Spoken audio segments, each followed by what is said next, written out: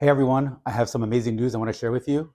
I have a donor. They found a donor that matches with me. I'm very excited for the news. Yesterday, I spent the day in the hospital. They were doing a number of screenings. I thought this was just more like casual testing, but ultimately the reason is because they're scheduling my bone marrow transplant. It's a bit less than 3 weeks from today. So I wanted to give you guys the update as to the fact that that's happening. I have a number of videos that I have to put together and upload. I haven't even given you my diagnosis yet. But let me just tell you what happened yesterday. I went to the hospital and they did a number of tests on me. They did an echo on me. They wanted to check. They did like sonograms on my heart and my throat. They did an EKG while I was in a resting position. They did a pulmonary function test, which means that I go into a glass box and I do assorted breathing exercises. Um, they also did a CT scan. They scanned my chest. They scanned my sinuses in some sort of big electromagnet machine.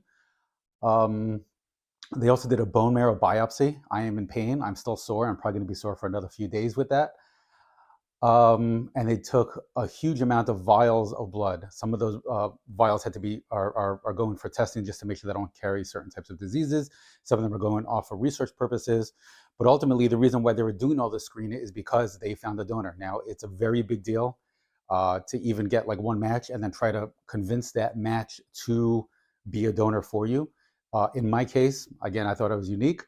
They found a number of people who were potential matches, and they were able to narrow it down to one person, a 26-year-old male. I don't know where he's from or anything, and it could be that sometime in the future, if he wants and I want, that we can somehow meet up. But right now, it's an anonymous donation, and we are a 12 out of 12 match, which means that the doctors are looking for certain markers in the blood, and I'm a match with this donor. So it's not just a random person who's donating; it's a person who matches my blood.